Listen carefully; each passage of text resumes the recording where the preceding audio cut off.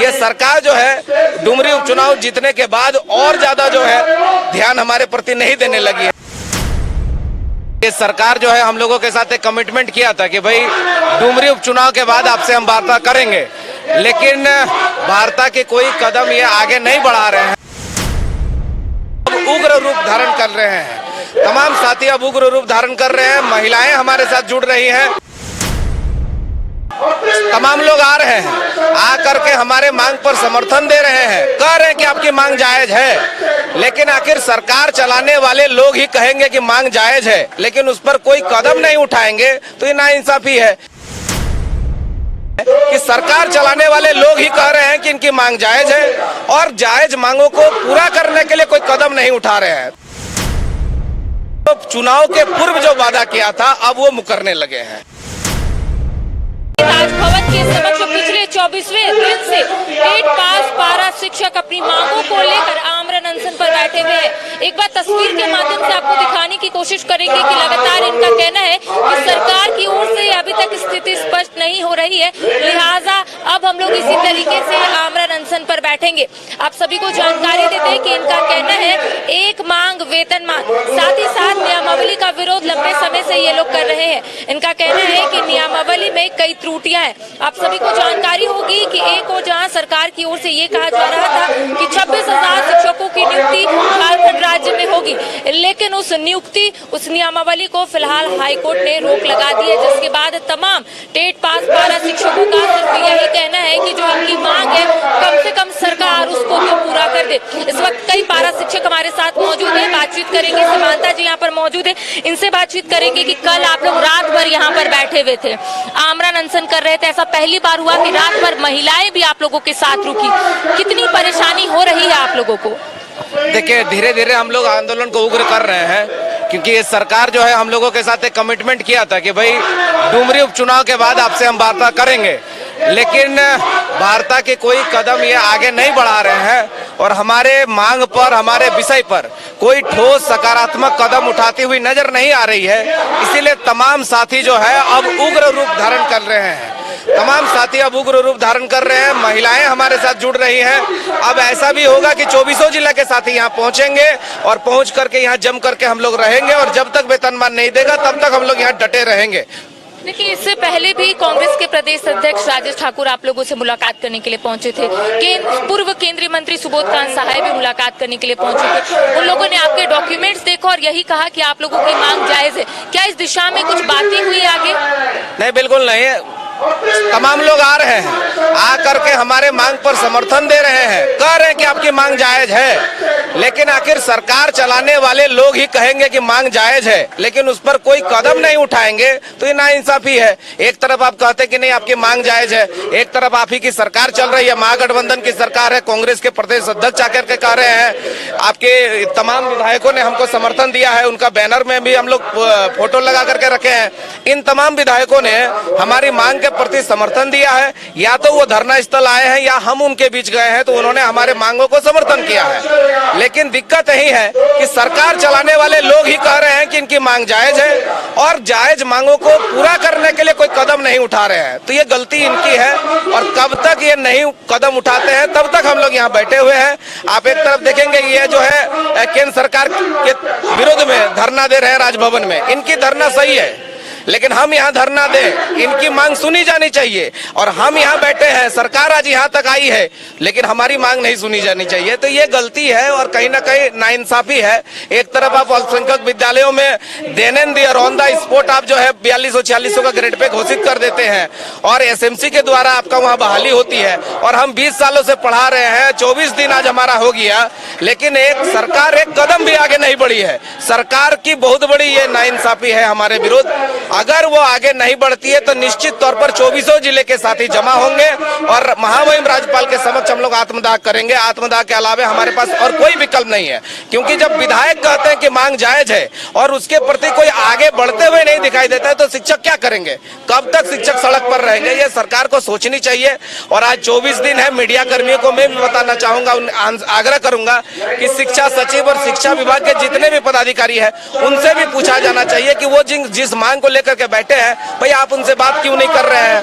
बात करके उनकी जो जायज मांग है, दस्तावेज दस्तावेज और प्रमाण पत्र उनके पास अगर है तो देखिए, वो देख करके उनका निराकरण करिए, उनको घर भेजिए, विद्यालय भेजिए, ये पूछा जाना चाहिए। लेकिन ये सरकार जो है डुमरी उपचुनाव जीतने के बाद और ज्यादा जो है ध्यान हमारे प्रति नहीं देने लगी है, जबकि वादा ये हुआ था कि आप डुमरी उपचुनाव में मदद करो। 14 तारीख से पहले, आज 14 तारीख हो गया, 14 तारीख से पहले आपको हम उच्च स्तरीय कमेटी का बैठक करा देंगे, लेकिन ये अपने वादा से पुनः मुकर गई है। डुमरी उपचुनाव के परिणाम की घोषणा 8 तारीख हुई थी, 6 दिन बीत गए हैं। क्या इस बीच आप लोग किसी से मुलाकात किए? कि आप लोगों ने कहा था कि जब डुमरी उपचुनाव के परिणाम सामने आ जाएंगे तो आप लोगों की जो मांग है उसके बारे में कोई पहल की जाएगी। क्या इसको लेकर आप लोगों ने किसी से मुलाकात की है? बिल्कुल मुलाकात की है। सुप्रियो भट्टाचार्य जो है महासचिव जो है उनसे मुलाकात की है। उन्होंने सुदीप कुमार सोनू जी को जो है हस्तांतरित कर दिया है कि नहीं, टेट पास पारा शिक्षकों के साथ आपकी कमिटमेंट थी, आप इसको आगे बढ़ाओ। हमारे बोकारो जिला के महानगर के अध्यक्ष है जेएमएम के मंटू यादव जी, उन्होंने भी सुदीप सोनू को आग्रह किया। जेएमएम के रांची के जिला अध्यक्ष मुश्ताक अहमद जी, इन्होंने भी जो है सुदीप कुमार सोनू को आग्रह किया था कि आप इनकी बातों को आगे बढ़ाइए। हम लोग भी सुदीप कुमार सोनू जी से मिले, कल सुबह उनसे मुलाकात हुई। वो जो चुनाव के पूर्व जो वादा किया था अब वो मुकरने लगे हैं। अब वो कह रहे हैं कि नहीं, ऐसी कोई कमिटमेंट नहीं हुई। तो वो कहीं ना कहीं हमें भड़का रहे हैं और उग्र आंदोलन करने के लिए हमें जो है उत्साहित कर रहे हैं कि आप उग्र आंदोलन करो। तो कहीं ना कहीं हम निश्चित है कि अगर ये सरकार लोकतांत्रिक तरीके से नहीं सुनेगी तो हमको उग्र आंदोलन करना पड़ेगा, बैरिकेडिंग तोड़ना पड़ेगा, आत्मदाह का कार्यक्रम करना पड़ेगा, मुंडन का कार्यक्रम करना पड़ेगा। तो ये सरकार कहीं ना कहीं हमें जो है उग्र होने के लिए बाध्य कर रही है। जो मंत्री और विधायक आप लोगों के समर्थन में खड़े थे, आप लोगों का कहना है अब वो लोग जो कमिटमेंट किए थे अब उससे मुकर रहे हैं। क्या उसके बाद आप लोग दीपिका पांडे सिंह, अंबा प्रसाद, सुदीप कुमार सोनी, तमाम लोगों से मुलाकात कर अपनी परेशानी बताया है कि आप लोग आमरण अनशन पर बैठे हैं, अब क्या करें आगे हम लोग? जी मैडम, हम लोग पहले ऐसे ही हर जो भी मंत्री विधायक थे सब अपना बात उनके पास रख चुके हैं। पुनः हम लोग चाहेंगे कि एक दफे उनके पास जाएं। इसके बाद भी यदि हमारे मांगों पर ठोस पहल नहीं करके हमें वेतनमान नहीं देती गवर्नमेंट, तो फिर हम लोग बाध्य होकर के जो है आत्मदाह करने के लिए विवश होंगे। और हम लोग एक दो नहीं, पूरे हम लोग जितने 14,042 टीचर हैं जो भी टेट पास उत्तीर्ण, हमारे सहायक अध्यापक, सब राजभवन के समक्ष हम लोग जो है सामूहिक रूप से आत्मदाह कर लेंगे। शिक्षक लोग यहीं बैठे हुए, शिक्षा व्यवस्था तो पूरा चरमरा गई है।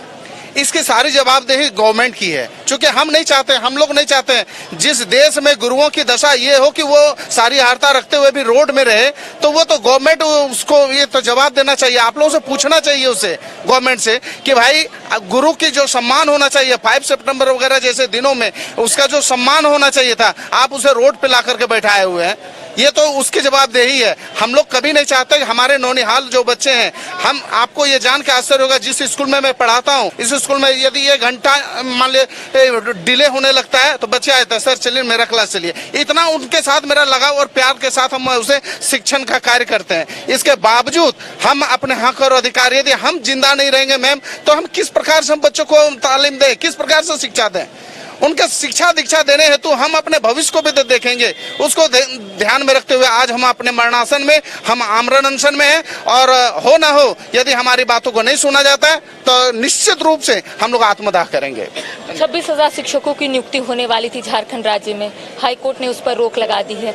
आप लोगों का कहना है कि एक मांग वेतनमान, कई लोगों से मुलाकात किए हैं, अब आप लोगों का कहना है कि अगर सरकार नहीं सुनेगी तो आत्मदाह करेंगे। क्या उससे पहले राज्यपाल से मुलाकात करने की कोशिश करेंगे क्या आप लोग? जी बिल्कुल मैम, अगर ये सरकार नहीं सुनती है और लास्ट ऑप्शन हम लोग के पास हमारे साथी या तो सभी लोगों का सामूहिक निर्णय है कि अगर हमारी मांग नहीं मानी जाती है तो हम लोग लास्ट ऑप्शन है हमारे लिए आत्मदाह। 14,042 शिक्षक जो टेट सफल हैं वो बिल्कुल आत्मदाह करने के लिए पूरे झारखंड से तैयार हैं। और लास्ट ऑप्शन हमारे एक आस हम लोग के पास बचेगा कि राज्यपाल हमारे मांगों पर पहल करे और सरकार को कुछ दिशा निर्देश दे, ये हमारा भी प्रयास होगा। उसके बाद भी हमारी मांगे अगर नहीं मानी जाती है, सरकार राज्यपाल की भी बात नहीं मानते हैं, तो हम लोग विवश होकर आत्मदाह करेंगे। ये आप लोग क्यों सोच रहे हैं ऐसा? आप लोगों को लग रहा है कि क्या मुलाकात कर लेते हैं, इस दिशा में कुछ तो पहल हो सकती है? बिल्कुल देखिए, हम लोग आज 24वें दिन राजभवन के समक्ष डटे हुए हैं और राजभवन के समक्ष डटने के बाद ही सारे सत्ता पक्ष के अधिकतर विधायक हमारे समर्थन में हैं। सारे विधायक बोलते हैं कि हमारी मांगे जायज है। बावजूद जायज मांग होने के बावजूद सरकार अगर हमारी मांगों को पूरा नहीं करती है तो लास्ट में हम एक बार बिल्कुल राज्यपाल से मुलाकात करेंगे ताकि राज्यपाल दिशा निर्देश दे सरकार को कि ये इतनी बड़ी जनसमूह 14,042 शिक्षक जब आत्मदाह करने वाले हैं तो निश्चित रूप से आपको कुछ पहल करनी चाहिए और राज्यपाल कुछ निर्देश दे, ऐसा आशा में। देखिए, एक बार हम आपको तस्वीर दिखाएंगे कि राजभवन के समक्ष स्टेट पास पारा शिक्षक अपनी मांगों को लेकर बैठे हुए। जरूर हम कुछ महिलाओं से बात करेंगे क्योंकि ये लोग भी रात भर रुकी है, आमरण अनशन पर बैठी हुई है। इनसे भी बातचीत करेंगे कितनी परेशानी हो रही, क्योंकि तमाम जो शिक्षक है वो इस वक्त सड़कों पर बैठे हुए। तो आप सोच सकते हैं शिक्षा व्यवस्था कितनी चरमरा गई होगी। कई लोगों से बात करते हैं, कितनी परेशानी हो रही है। आप लोग यहाँ पर बैठे हुए हैं, लगातार इस आस में है कि सरकार कुछ पहल करेगी। इतनी परेशानी हो रही है। देख रही है, हम लोग अपनी मांगों को लेकर इतनी बरसात में हम लोग बैठे हुए हैं। भैया लोग रात भर यहाँ पर रुके हुए रहते तो ये परेशानी हो रही है। हम लोग का मांग है कि हम लोग जो मांग कर रहे हैं वेतनमान और हम लोग को जो समायोजन करना है उसका समायोजन करें बस। देखिए, तमाम जो टेट पास पारा शिक्षक है उनसे मैंने बातचीत करने की कोशिश की और इनका कहना है कि हमारी एक मांग है वेतनमान। अगर सरकार इस दिशा में कोई पहल नहीं करेगी तो हम लोग इसके बाद राज्यपाल से मुलाकात करेंगे और राज्यपाल के दिशा निर्देश के अनुसार हम लोग तमाम चीजें करेंगे। लेकिन इनका स्पष्ट रूप से कहना है कि सरकार अगर इस दिशा में कोई पहल नहीं करेगी तो हम लोग आत्मदाह भी करने की कोशिश करेंगे। साथ ही साथ इनका कहना है कि लंबे समय से हम लोग एक ही मांग यहाँ पर करते हुए नजर आ रहे हैं, लेकिन सरकार की ओर से जो भी प्रतिनिधि हम लोगों से मुलाकात करने के लिए पहुंचते हैं वो जरूर कमिटमेंट तो देते हैं कि आपकी जो मांग है वो जायज है। 8 सितंबर को डुमरी उपचुनाव के परिणाम सामने आए हैं और ये भी कहा जा रहा था, जैसा इन लोगों का कहना है कि सरकार की ओर से ये कहा जा रहा था कि 8 सितंबर के बाद इन लोगों की जो मांग है उसको सुनी जाएगी और उस दिशा में पहल की जाएगी। लेकिन इनका कहना है कि जब हम विधायक सुदेव कुमार सोनू के पास गए तब उन्होंने कहा कि मैं ऐसा कोई भी कमिटमेंट आप लोगों को नहीं किया था। अब इन लोगों का कहना है कि हमें काफी उम्मीद है। देखने वाली बात होगी कि टेट पास पारा शिक्षक लंबे समय से अपनी मांगों को लेकर यहाँ पर आमरण अनशन पर बैठे, आखिर सरकार की ओर से क्या कुछ पहल की जाती है। फिलहाल मुझे दे इजाजत, सहयोगी विकास के साथ करिश्मा सिन्हा, न्यूज़ 22 को।